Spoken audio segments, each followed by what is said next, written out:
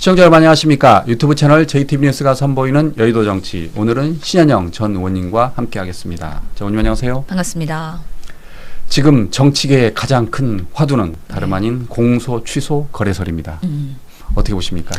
그래도 좀 정리가 돼가고 있는 거 아닌가 싶긴 하거든요. 예. 왜냐하면 이제 정청래 당대표가 이거 공천 취소에 대한 거래는 있을 수도 없고 있는 것도 아니고 사실과 무근하기 때문에 당에서는 정정당당하게 강력하게 대응하겠다라고 했거든요. 예.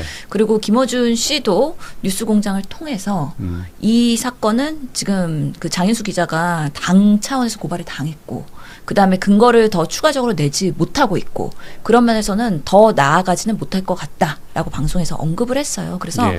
지금 여당발 내부에서의 이런 공소 취소에 대한 갈등설이 검찰개혁이랑 같이 맞물려 갖고 화제가 됐는데 이제는 좀 정리가 될 것이라고 저는 생각을 하고요. 사실 장인수 기자가 좀 무리수를 둔 거 아닌가라는 생각이 들어요. 이게 취재를 하고 유튜브에서 얘기를 할 때는 조금 더 명확한 근거와 뭐 후속 보도가 있어야 되는데 그러지 못하고 있는 상황이잖아요.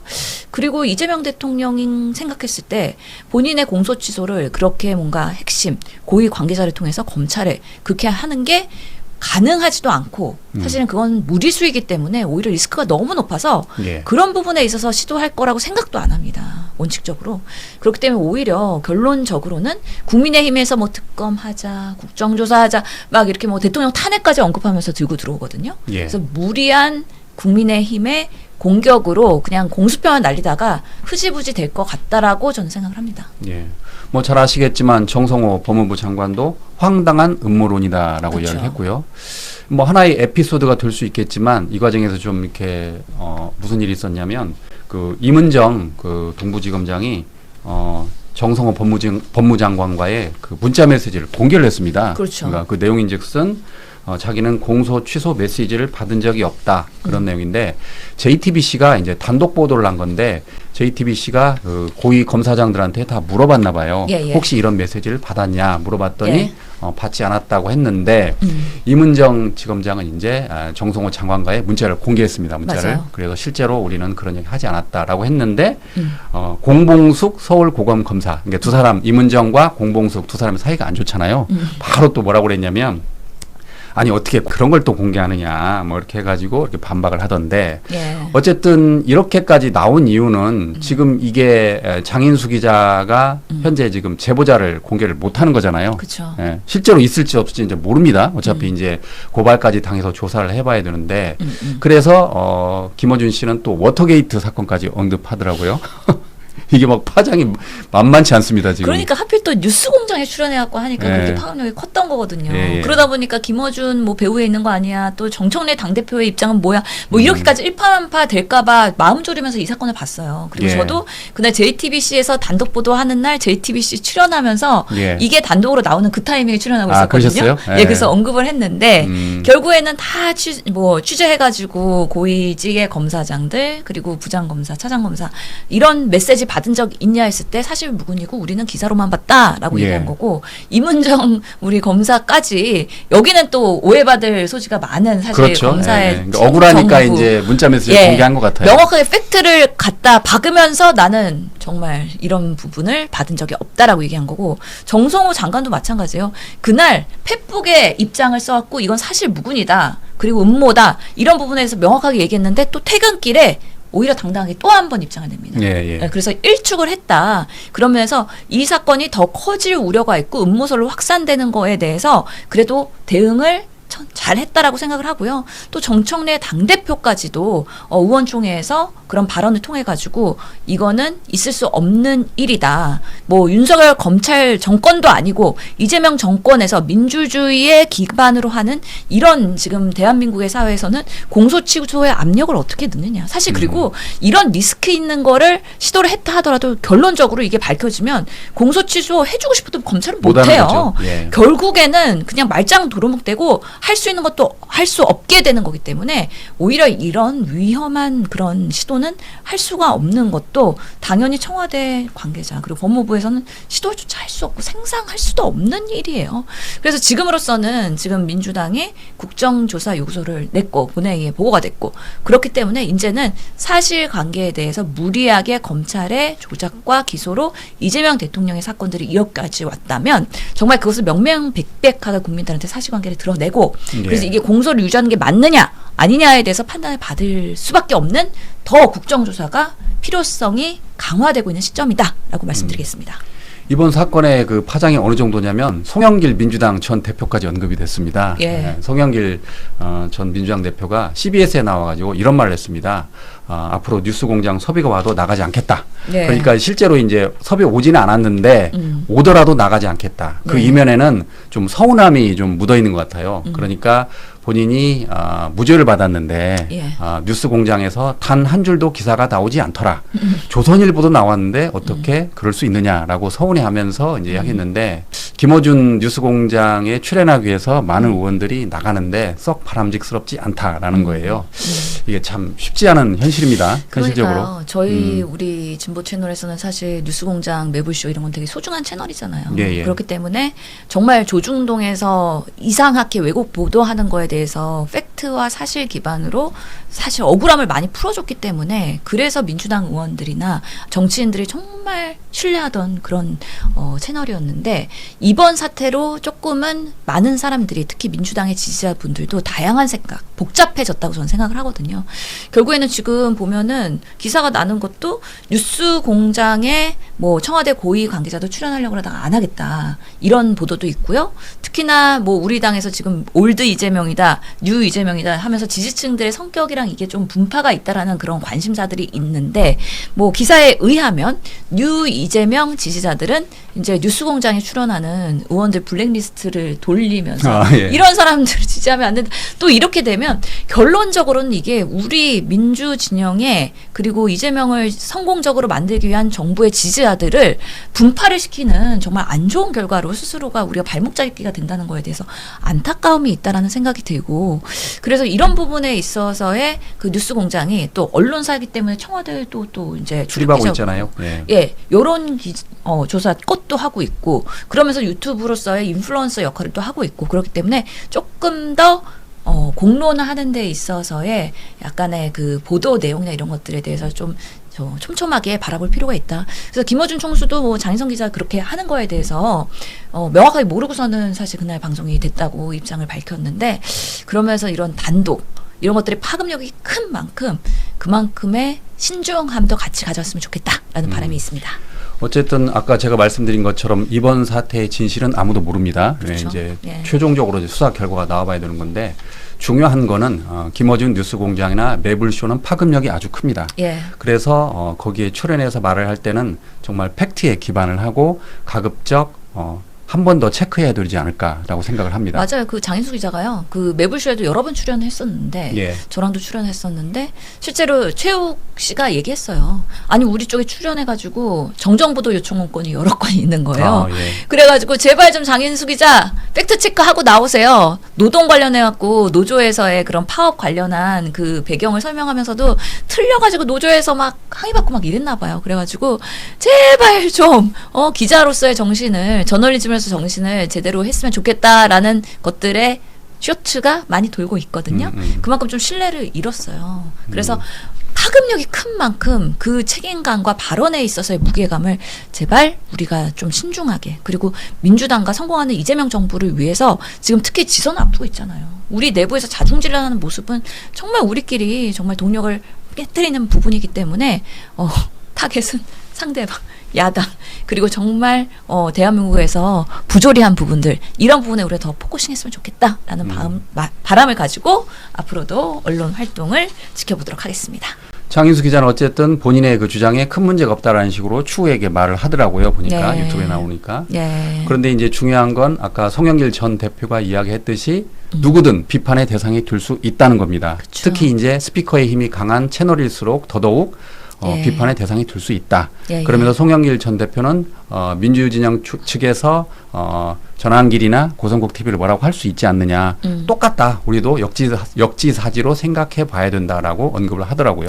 그러니까 저도 방송 나가서 이제 상대 패널 있잖아요. 예. 고성국 전환길 얘기 나오면 항상 우리 쪽을 받아쳐서 되돌아오는 게 예. 그런 우리 쪽에서의 조금 더 너무 뭐 그런 부분이 있지 않느냐라고 비판을 항상 받아요. 근데 저희는 김어준과 어떻게 고성국이 똑같냐라고 좀 반박을 하죠. 예. 그래서 그거는 사실 동등한 비교는 아니라고 보이긴 하지만 그럼에도 불구하고 지금까지 그 김어준 총수도 뭐 딴지일보부터 해갖고 여기까지 오는데 얼마나 많은 노력과 그 민주당의 그런 협력을 가지고선 여기까지 왔습니까? 그래서 우리가 비상계엄, 내란 이런 것들을 극복해야 되는 시점에서 김어준 총수도 정말 생명의 위협을 받을 만큼의 큰 그런 어려움을 겪으면서 여기까지 온 만큼 계속해서 대한민국의 발전을 위해서 그런 채널의 역할과 앞으로의 기능이 어떻게 되는지 계속 고민할 거라고 저는 기대합니다. 예. 그리고 송영길 대표 불러주시고요. 저도 불러주세요.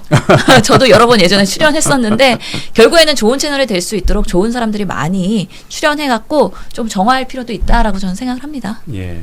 자, 다음으로 검찰 개혁안에 대해서 알아보도록 하겠습니다. 조금 전에 말씀드린 것처럼 장인수 기자의 이번 사태가 나온 것도 결국은 출발점은 검찰 개혁안입니다. 예. 지금 중수청법과 공소청법에 대해서 민주당 내부에서조차 말이 많습니다.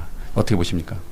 그러니까 이미 근데 두 번 개정안, 정부 입법 예고안으로 당론을 채택이 된 거예요. 예. 그렇기 때문에 지금 여진이 남아있긴 한데 그럼에도 불구하고 이재명 대통령께서 빈대 잡자고 초과상관 태우는 결과는 안 된다라고 말씀하셨기 때문에 분명히 우리 지지자들은 좀 아쉬움이 있을 거예요. 그리고 김용민 의원이나 여러 우리 법사위 의원들이 제기하는 이러다가 공소청이 검찰청보다 더 그냥 권력이 비대해지는 거 아니냐, 악용되는 거 아니냐, 그리고 정권이 바뀌면 이것도 또 꼼수로 더 이게 더 악화와 양화를 구축하는 거 아니냐, 이런 우려들이 분명히 있는 것도 이해가 되긴 하거든요. 예.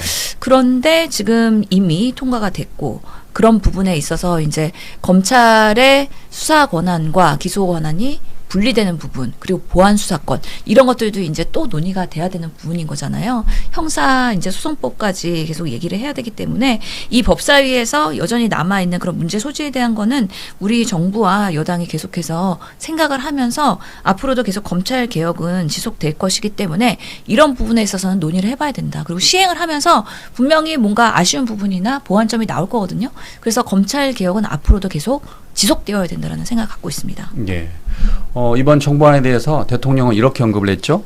빈대에 잡자고 초과 삼관을 태울 수는 없다. 예. 그 이야기를 했고, 그다음에 김규현 변호사라고 이 정부안에 대해서 사실상 찬성하는 변호사인데, 그렇죠. 검찰 출신 변호사죠. 예, 이렇게 이야기했습니다. 수사 개시권을 폐지한 건 큰 의미가 있다. 그러니까 그동안에는 검찰이 수사 개시를 했는데 앞으로는 검사는 그러니까 수사 개시를 못하는 거 아니냐. 앞으로 수사 개시는 경찰과 중수청만 할 수 있는 거 아니냐. 그래서 수사 개시권을 폐지한다는 것 자체만으로 큰 의미가 있다라고 했거든요.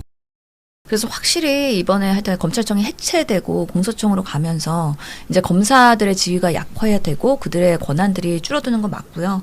특히나 검사의 영장 집행 지휘 규정도 삭제하고 여러 방식으로의 기존의 검찰의 그런 정치 검찰의 나쁜 그런 남용되는 조작, 기소, 수사 이런 것들이 많이 완화될 거라고 저는 기대를 하고 있거든요. 그럼에도 불구하고 처음부터 완벽한 법은 없을 거예요. 저희도 여러 가지 개혁들을 하려고 지난 국회에서 노력을 했지만 생각보다 그 효과가 부족한 경우도 있고요. 아니면 너무 강력하기 때문에 또 현장에서 일부는 보완해야 되겠다라는 생각이 들기도 했었거든요.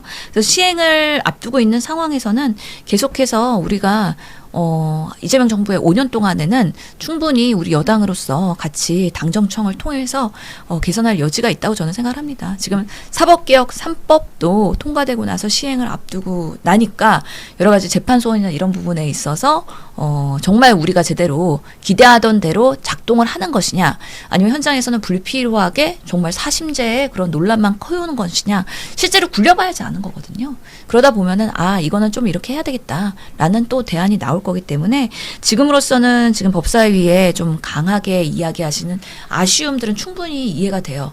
이 검사들이 결국에는 공소청으로 재임용이 될 때 저절로 그냥 보직이 이양되는 게 아니라 한 번은 다 면소가 된 다음에 다시 임명을 해야 되는 거 아니냐 그런 주장에 있어서도 그렇고 여러 부분에 있어서의 검사들이 어떻게든 수사지휘권이나 이런 부분을 꼼수로 만들어갈 수 있는 그런 부작용이 있는 거 아니냐 특히 특경을 통해서 또 검사들이 수사를 지휘할 수 있는 거 아니냐 뭐 여러 가지에 남아있는 약간의 미완의 아쉬운 부분들이 분명히 있을 텐데 이 검사들이 공소청에 갔을 때 과연 그들이 여전히 정치 검찰의 세력들이 남아가지고 정말 그들의 권한들을 흔들 것이냐 아니면 정말 민생을 위한 그 공소청과 그리고 경찰로서 수사의 공조가 이루어질 것이냐 저도 결과는 아직 예상하기 어렵기 때문에 예. 우선은 당정에서 협력을 한 만큼 그대로 한번 시행해 보는 건 의미가 있겠다라는 생각을 합니다. 이번 관련해서 개인적으로 문재인 정부 그 당시 검찰 정법과 형사소송법 개정이 떠오르던데 실제로 김용민 의원과 시민단체가 소통관에서 기자회견을 했습니다. 예. 무슨 내용이 뭐였냐면 2020년 문재인 정부 때 형사소송법 등이 개정이 추진을 했는데 당시에 이렇게 했다고 합니다. 검사는 부패범죄와 경제범죄 등 대통령이 정하는 중요 범죄에 대해서 직접 수사할 수 있다. 그런데 거기에 등자가 들어간 거예요. 맞아. 네. 그래서 이거를 2022년 윤석열 정부 출범 때 그대로 그걸 재해석한 거 아닙니까? 그쵸. 등자가 있네? 그러면 부패, 경제 그거 말고 공직자, 선거, 방위사업, 대형 참사도 확대하자라고 했는데 이게 법적 체계로 보면은 그렇게 등이라는 거는 확대 해석할 수가 있고 예. 그러다 보면은 시행령이나 시행규칙에 구체성 있게 몇 가지를 더 본인들이 꼼수로 넣으면 계속 활용이 되는 거잖아요. 예. 그래서 이 등자를 붙이는 것과 아닌 거에 대해서도 상당히 그때 논란이 있었는데 결국에는 붙여갖고 우리가 원하는 개혁을 제대로 못했다라는 부분에 있어서의 아쉬움이 하나 있는 거고 또 그다음에 공수처 만들어야 돼 만들었는데 해갖고 만들었는데 생각보다 사실은 그 역할이 되게 미미하기도 했고 제대로 수사나 이런 공수처로서의 고위 공직자들에 대한 이런 수사들이 제대로 안 되는 걸 보면서 아 정말 이게 검찰개혁이 쉽지는 않구나라는 거를 그때도 좀 좌절하면서 느꼈던 바가 있거든요. 예. 근데 이번에 이재명 정부는 그래도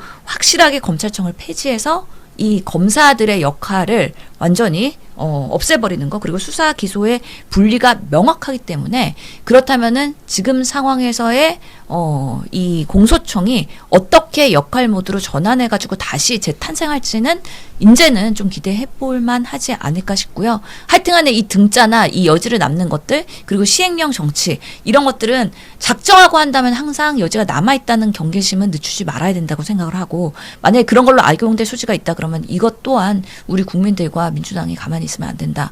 그래서 사실은 많은 민주 진영의 지지자들이 사전에 예방했으면 좋겠다. 그런 일말에 정말 상황이라도 우리가 탄탄히 대비했으면 좋겠다라는 기대감이 있는 거 너무 이해가 되거든요.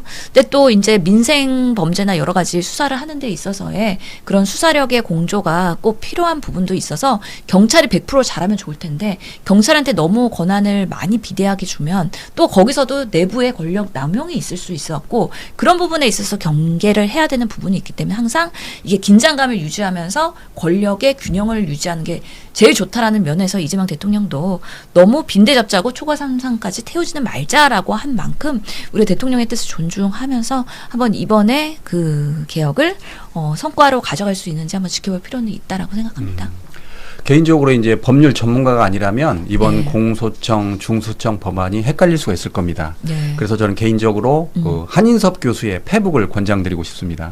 한인섭 교수가 페북에 정리를 했어요. 잘 이해하기 쉽게. 그런데 거기에 그런 내용이 나옵니다. 중수청법 법안을 두고 사이버 범죄를 수사 대상에 포함시키는 것도 문제다라고 하면서 아까 제가 언급한 등을 언급했습니다.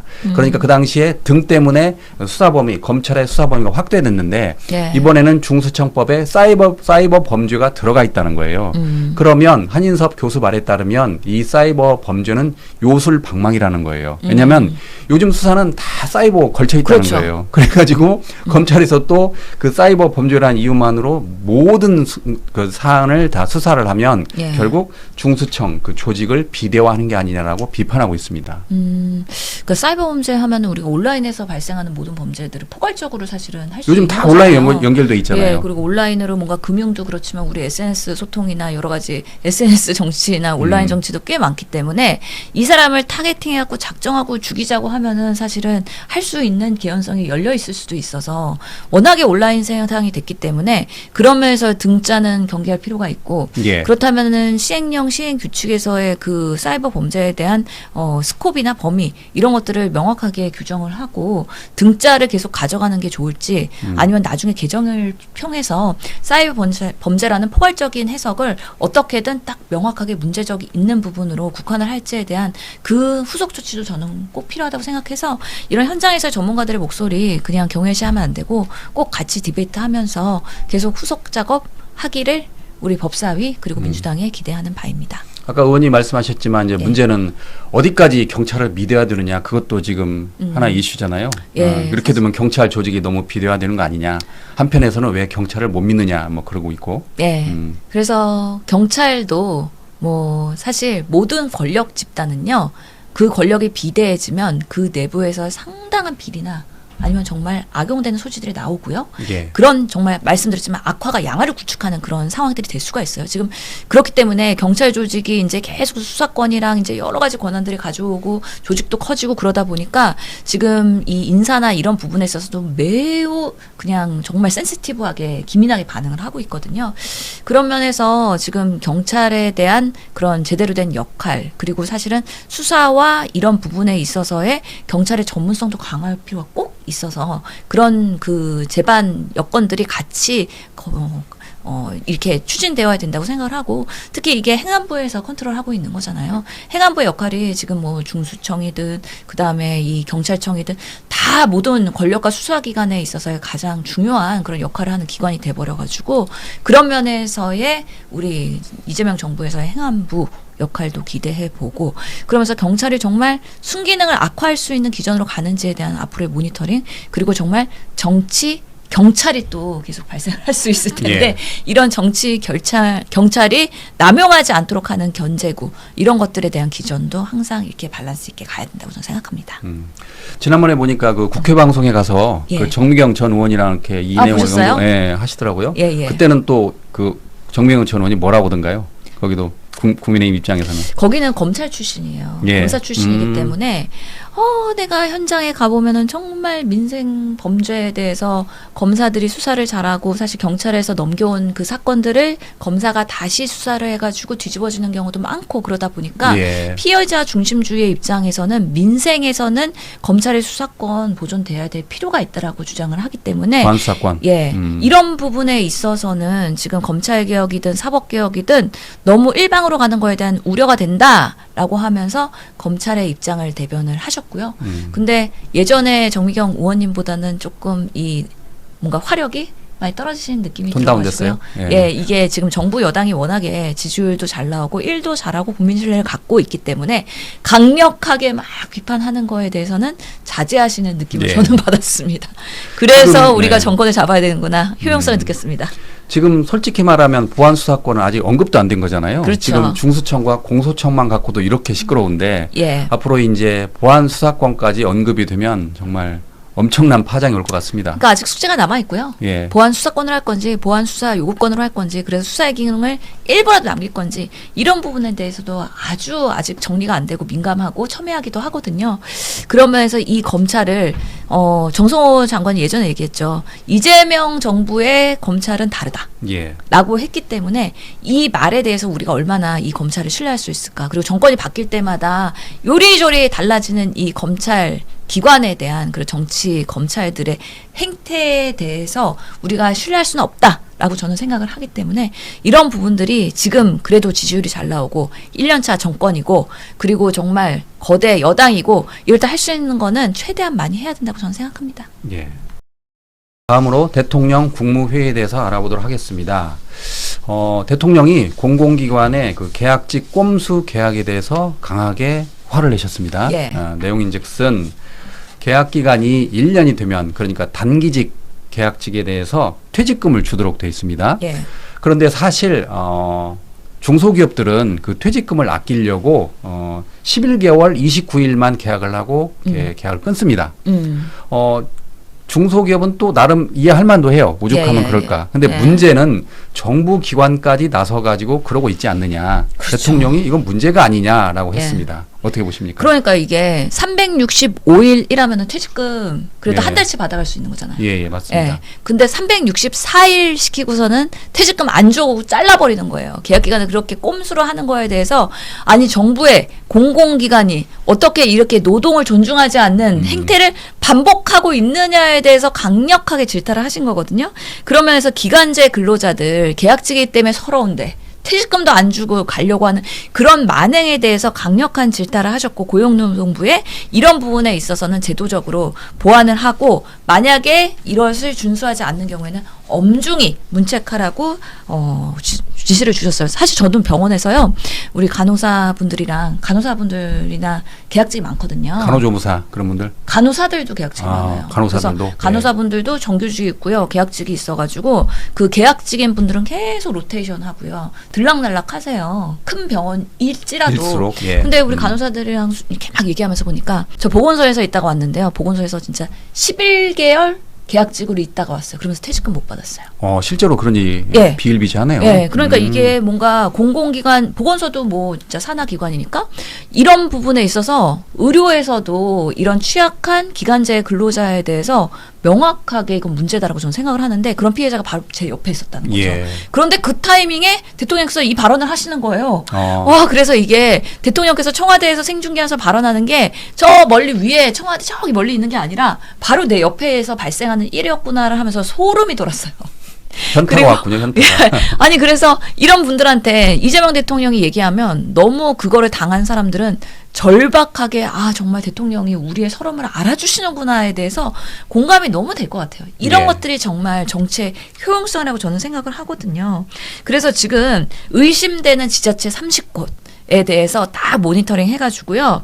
퇴직금 미지급에 대한 근로 감독을 이제 시작한다고 되어 있거든요. 예. 그런 면에서 또 온라인 비정규직 상담 센터도 만들어서 제보 주세요. 그러면 또 우수수수 오면은 해당 공공기관, 해당 지자체 많은 또 제보자들이 나타날 거기 때문에 이런 꼼수 계약에 대해서는 이번에 완벽하게 철폐할 것이다. 근데 또 한편으로는 공공기관이라는 게 워낙에 이게 청와대부터 했고 정점으로 이렇게 명령이 하달식으로 되는 수직관계잖아요.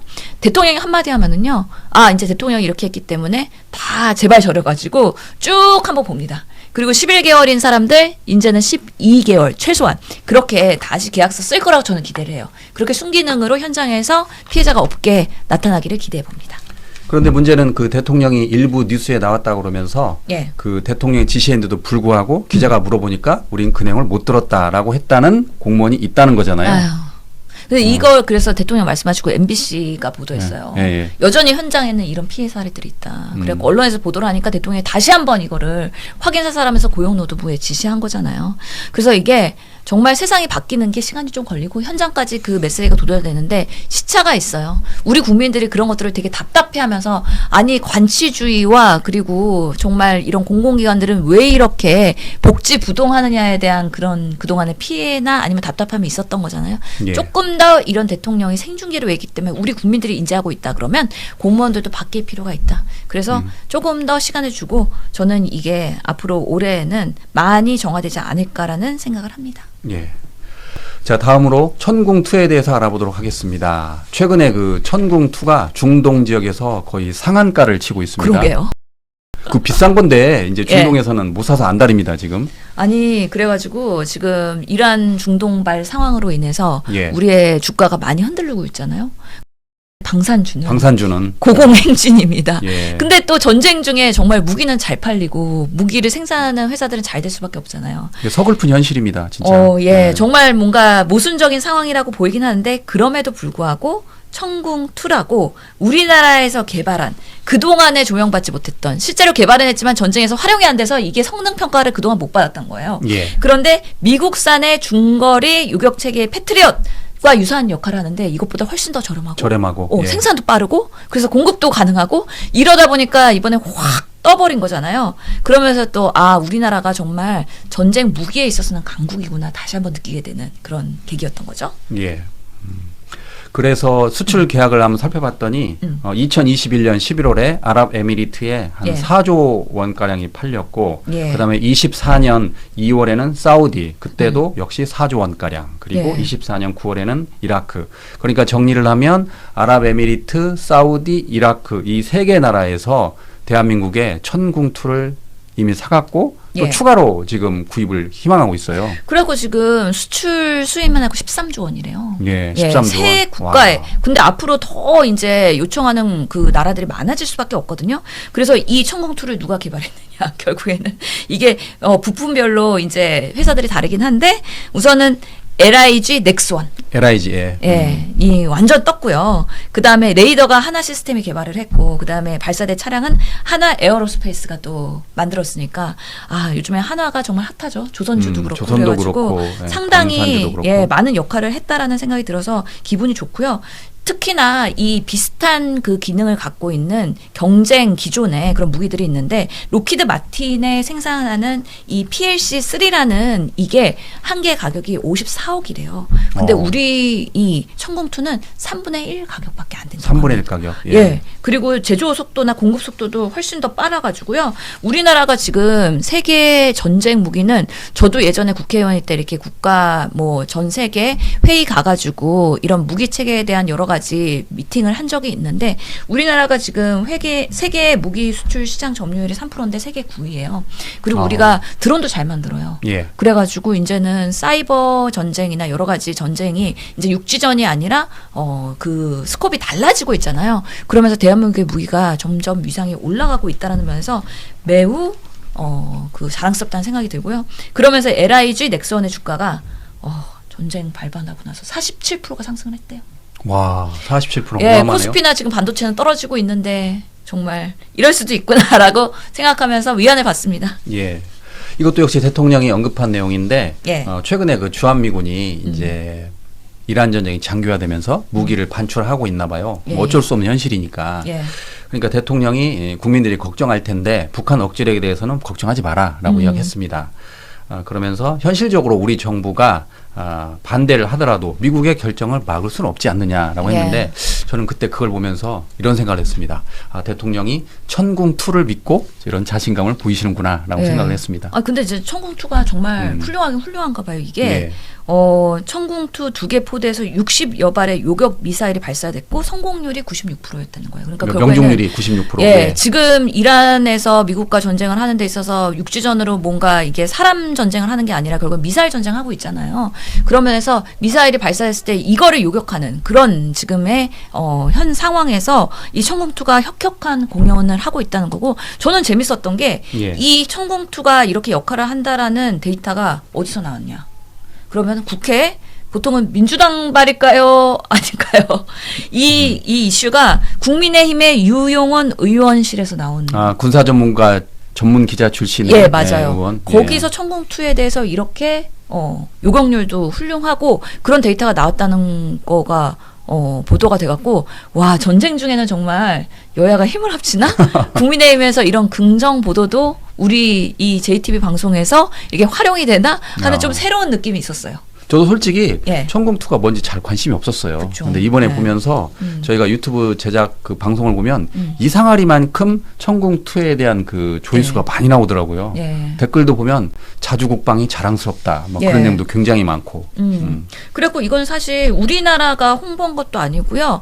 오히려 유럽에 영국에 이런 나라에서 천궁2에 대한 효과에 대해서 보도하면서 더 크게 알려졌거든요. 예. 그래서 이게 한국에 있는 이 방산 무기에 대한 생태계가 널리 해외에 알려주게 되는 큰 계기가 됐다라고 생각하고 이미 뭐 폴란드에서도 그렇고요. K2 전차를 구매를 했고 하나 에어로스페이스 K9 자주포 그리고 한국 항공우주산업 뭐 FA50 이런 전투기 이런 것들이 폴란드에서 수출되고 우크라이나 전에도 투입이 되고 그래서 널리 쓰이고 있긴 한데 정말 글로벌하게 대중들한테 인지될 수 있는 계기가 이게 천궁2기 때문에 앞으로 우리나라의 방산 수출도 계속해서 강화될 수밖에 없다라는 생각이 들었고 와 여기 투자할 만하다라는 생각이 들었습니다. 예. 자, 다음으로 조희대 대법원장에 대해서 알아보도록 하겠습니다. 사법개혁 3법 시행 첫날, 그러니까 3월 12일 조희대 대법원장이 첫 번째 법 왜곡죄로 고발을 당했습니다. 예. 박영재 대법관, 그러니까 전 법원 행정처장이죠. 2인자를 했던 박영재 대법관도 역시 함께 예. 법 왜곡죄로 고발을 당했습니다. 이유는 잘 아시는 것처럼 이재명 대통령의 공직선거법 파기환송과 관련된 겁니다. 그렇죠. 그래갖고 이병철 변호사가 예, 사실은, 이병철 변호사 했더라고요. 네, 상징적으로 지금 고발을 했죠. 그러면서 이병철 변호사는 사실은 뭐 비상계엄 때도 널리 이렇게 언론 활동하면서 또 싸워왔던 변호사고 의료대란 2,000명 있을 때도 적극적으로 사실 대응을 했었거든요. 그래서 예. 제가 개인적으로도 이 변호사가 정말 이슈 선정과 그다음에 고소고발에 있어서 필요한 경우에는 적극적으로 하는구나라는 생각을 갖고 있었는데 이번에 재판소원제 도입하고선 상징적으로 그렇게 해버린 거죠. 예. 그러면서 한번 평가를 받을 필요는 저는 있다고 생각해요. 무리하게 끌고 와서 전원 합의체를 열고 그다음에 파기환송을 너무 졸속으로 했다. 이게 뭐 사법부에 본인들의 뭐 독립된 권한이다 이렇게 주장을 하지만 그래도 대선을 앞두고 있고 우리 정치가 국민들의 유권자의 민주주의적 정식을 통해서 정말 대통령을 뽑아야 되는 이 상황에서 사법부가 이렇게 개입하면서 대선 후보를 흔들려고 하는 게 우리나라의 헌법 정신에는 과연 맞는 거냐? 맞지 않다고 생각하는 사람들이 상당히 많이 있는 거잖아요. 그래서 한번 평가를 받아볼 수 있다라는 생각이 들고 또 그 수만 쪽에 달하는 그 정말 이재명 대통령의 사건에 대해서 어떻게 졸속으로 리뷰를 하고서는 파기환송을 할 수 있었느냐 이것도 물리적으로 가능한 것이냐 그런 부분에 있어서도 사법부 내에서 이게 가능한 일인지 가당키나 한 일인지에 대해서 계속 공방이 됐었기 때문에 그런 부분에 있어서도 이번에 한번 판단을 받아보게 되는 것 같아서요. 뭐 이번 뭐 재판 소원제를 통해서 조희대 대법원장 계속해서 자리 지키고 있는데 한번 헌법에 위배되는 역할은 없었는지에서 봐야 된다. 비상계엄이 발생한 그 날에도 이런 부분에 있어서 대법원이 명확하게 입장을 내지 않고 혹시나 비상계엄이 성공했을 때 사법부는 어떻게 움직여야 되는지에 대해서 대책회의를 했다라고 알려져 있잖아요. 그런 면에서의 이런 치졸한 대법원장의 역할에 대한 국민 심판이 이제 헌법 소원, 재판 소원을 통해서 뭔가 심화받지 않을까 예, 법 라고 왜곡죄를 생각합니다. 통해서. 예. 법 왜곡죄를 예. 통해서 설마 하지 있을 겁니다. 않겠습니다. 설마 있을 겁니다. 자, 그런데 어쨌든 이렇게 예. 법 왜곡죄가 이제 출발을 하면서 예. 앞으로 그 검찰의 조작 기소 그리고 판사의 잘못된 판결이 쉽지 않습니다. 이걸 봤으니까 나도 조작 기소하거나 아니면 판결을 잘못 내리면 조희대 대법원장처럼 예. 법 왜곡죄로 고발당할 수 있겠구나라고 그렇죠. 이제 일종의 경고를 주는 거잖아요. 그러니까 우리가 이 내란죄 지금 재판을 여러 개 보면서 우인성 직위원 예. 있고 이진관이 있고 그래서 이 판사에 따라서 이렇게 판결의 스펙트럼이 달라질 수 있구나 이런 대한민국 역사적인 이런 재판에 대해서도 이렇게 규정을 다르게 할 수 있구나를 뼈저리 느꼈다는 거죠. 예. 그런 면에서 정말 이 뭐 판사들의 입장에서는 위축돼서 제대로 된 판결을 못한다고 푸념을 하긴 하지만 오히려 헌법에 맞게 그리고 정말 독립의 그런 사법권의 독립을 유지하기 위해서 신뢰를 회복할 수 있는 좋은 판결을 하는 사람들만 이제 사법부에서 살아남을 수 있는 거 아니냐라는 하나의 또 계기가 되지 않을까 저는 생각을 합니다. 저는 그렇게 생각합니다. 그 판사가 위축될 필요 없어요. 그러니까 법대로 하면 돼요. 그렇죠. 법대로 하면은 법 왜곡죄가 예. 될 이유가 없습니다. 그러니까요. 저는 의사니까 환자를 볼 때 말도 안 되는 처방이나 뭔가 그렇게 할 수 없잖아요. 저희도 다 의학적 근거를 가지고 이렇기 때문에 이런 검사를 하고 이런 처방을 한다고 저는 생각을 하고 만약에 환자가 문제 제기를 했을 때 이런 지침과 가이드라인에 의해서 제가 이렇게 한 겁니다라고 설명할 수 있는 그런 표준 진료 안에서의 그런 의사들의 권한을 행사하는 거거든요. 예. 그런 면에서 법조인들도 마찬가지라고 생각을 합니다. 말도 안 되는 변호사, 말도 안 되는 판사들 우리가 이번 사건을 통해 가지고 정말 목도하게 되었는데요. 그런 분들 퇴출하고 오히려 사법부의 신뢰와 자정자정을 할 수 있는 계기가 될 수 있기를 기대해 보겠습니다. 조희대 대법원장은 이제 법 왜곡죄에서 그치는 게 아니고 예. 탄핵 소추안까지 발의될 수 있습니다. 민주당의 김병주, 민영배, 이성윤 그리고 예. 뭐 무소속의 최혁진 의원 등이 예.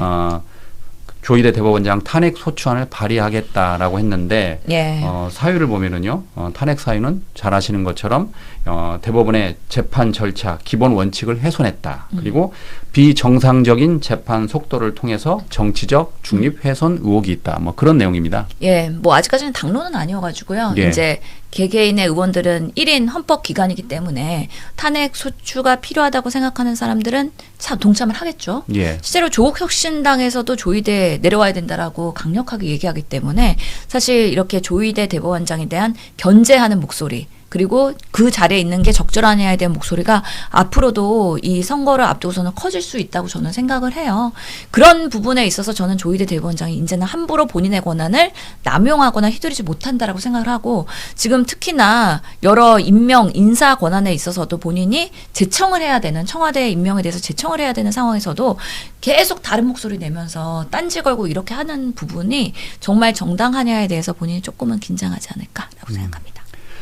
탄핵 소추안 발의에는 의원 99명이 필요한가 봐요. 예. 100명에 1명 모자란 99명. 예, 예. 그래서 해당 의원들이 예. 의원들에게 이제 동참을 호소할 거라고 그러는데 예. 저는 개인적으로 발의될 가능성이 높아 보입니다. 이게 그러니까 결국에는 이게 지금 의원이 298명인가 그랬고 300명이 안 되기 때문에 3분의 1의 그 발의가 있어야 돼서 그럴 거예요. 예. 그런 면에서 많은 의원들이 이 타이밍이 적절하냐도 고민할 것 같고요. 그다음에 당의 입장은 무엇이냐 고민할 것이고요. 그리고 이 탄핵 발의가 지금 선거에서 어떤 의미를 가질 건가에 대해서도 아마 소통을 할 거예요, 지지자들이랑. 그런 면에서의 판단이 있을 거기 때문에 인제 기자회견을 하고 시작하겠다고 한 만큼 어떻게 진행되는지는 좀 더 지켜봐야 된다. 명백한 위헌 위법이 있을 때는 당연히 탄핵을 한다라는 게 기본 지침이었는데 지금까지 나온 조희대 대법원장의 그런 여러 가지 이해 안 되는 행동들이 탄핵 사유까지 갔을 때 탄핵으로 확신하게 될 것이냐 이런 부분에 있어서 좀 빌드업 필요하다고 보거든요. 예. 그런 여러 가지 작업들이 앞으로는 지속되지 않을까 하면서 지켜보면 될 것 같습니다. 예.